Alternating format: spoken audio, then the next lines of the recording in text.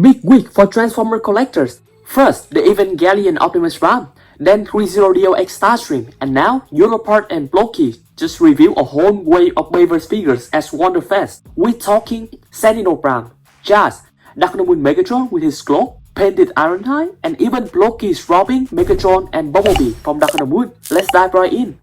Takara told me just did it again. During the T-Spark Livestream, they revealed one of the most unexpected crossover in Transformer history. To celebrate the 30th anniversary of Evangelion, Optimus Prime himself is getting reimagined through the lens of Evangelion. And they doing it with the legendary Evasion Mode Optimus Prime mode. Here I am! Cade! They're going to kill you!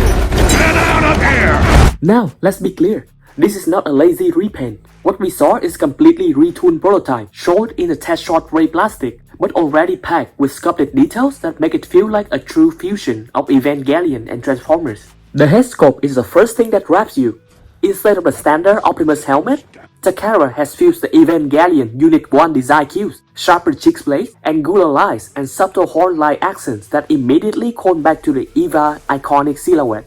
The chest and shoulders are rebuilt with biomechanical ridge and layers are more plating, almost as if they were lifting straight from the Evangelion production sketch. Even the matrix chamber in the torso has been redesigned with crossover texture, giving Prime a more alien, almost organic edge. But the upgrades don't stop there. Collector quickly noticed the forearm, gas tank, and truck panels are not recycled from the old mold. They look newly tooled, with sharper edge, deeper panel lines that suggests one very interesting possibility. These figures may include extra transformation steps compared to the original Evasion Mode Optimus. If that's true, it means we're not just getting reskinned Prime, but mechanically refined one as well. Accessories are just as ambitious. Optimus will include his full weapon loadout, the Iron Blaster, dual swords, and a massive battle axe. All of them are sculpted with Evangelion style angular plates, sharp mechanical details, giving the weapons a menacing energy that feels right at home in both universes. The Matrix of Leadership also returned,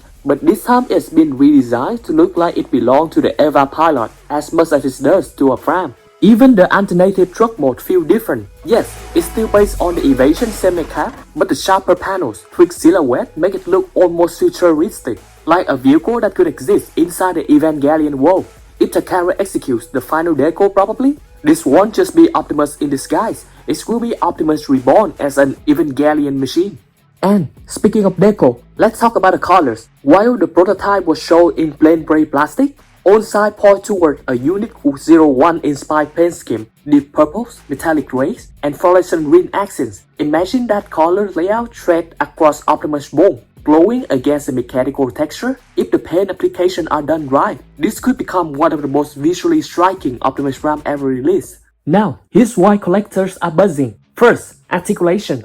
The Evasion Mode was already well loved for its possibility, but with so many remolded parts, the answer is yes. Not only that this figure is as articulated as the original Evasion Mode Optimus Prime mold, but it's also got at the articulation from the new parts, and it's even including the face sculpt changing gimmick similar to the mpmn Optimus Prime figures. And going beyond that, the alternative face even have jaw articulation, truly being faithful to the Evangelion reference. Second, finish. How clean will those neon highlights look on the final plastic? Evangelion design, live or die by crisp paint separation, and that will make or break this crossover.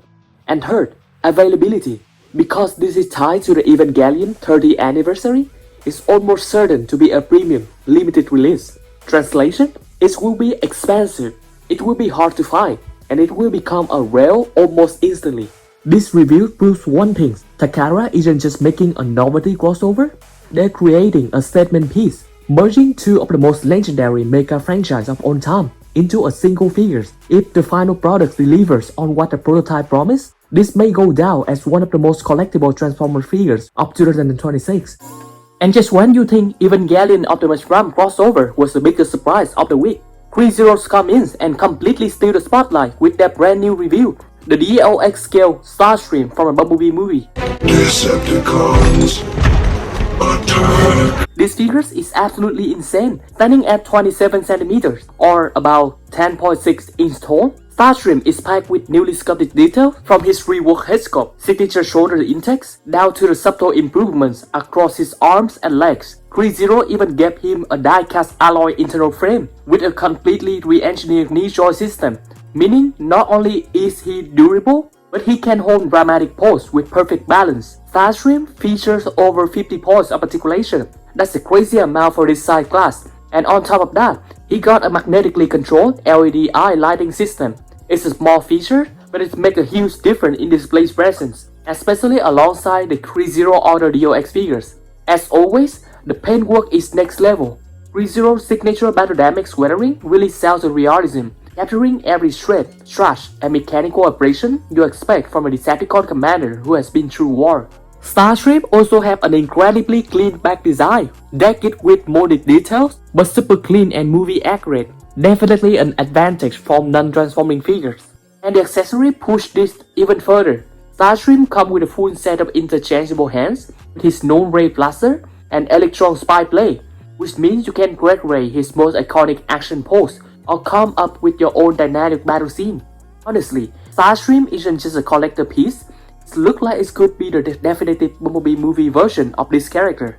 This Threezero DLX Bumblebee Movie Starscream figures is already available for re-order on the Threezero official website for $220. And just when we thought the day couldn't get any more wild, Yolopark dropped another bombshell. At Wonderfest this year, they officially revealed a new wave of AMK Pro Series Bayverse model kit, expanding their high-end, non-transforming line far beyond what many of us expected. We're now seeing Ray prototype image of their trilogy Optimus Prime in both the 2007 and Revenge of the Fallen or Dark of the Moon design, plus new looks at Blackout, Dark of the Moon Megatron. But the real shockers were their brand new review, Yolopark AMK Pro Transformer 1 or Transformer 2007 Jazz, and AMK Pro Dark of the Moon Sentinel Prime. These two are incredibly impressive. Even unpainted, the sculpt details, armor layering, and articulation are top tier. The Dark of the Moon Megatron prototype stands out heavily too. He's confirmed to include a metal chain wrapped around his chest and a real cloth-like cloak, classic Megatron flair. With all that details in the sculpt, once painted, this mold could become a must-have. Jazz look just as promising. Movie accurate proportion, clean detailing, and a set of accessories. His iconic shield blaster, plus alternative parts that appear to simulate battle damage or an alternative arm configuration with no blaster. Jazz also seems quite toned, doesn't sell so well with Yolopark MK Pro Prime, Sentinel, or Megatron, but on the bright side it may scale well with a Takara Tomy movie masterpiece scale, since those figures are a little taller than Yolopark AMK, but shorter than the Threezero version. Heading over to Sentinel Prime, he showed wielding the iconic dual blade and that imposing combat shield. In the prototypes, he looks about the same height as Prime, maybe even a touch taller like he should be. And Ironhide isn't left out. Yolopark also showed a painted prototype for their AMK Pro Ironhide model kit. The paint on that prototype already rivals the KO oversized models for Black Apple, even the Threezero DLX Ironhide that is coming, which suggests that Yolopark is pushing quality hard. But the surprise doesn't stop there.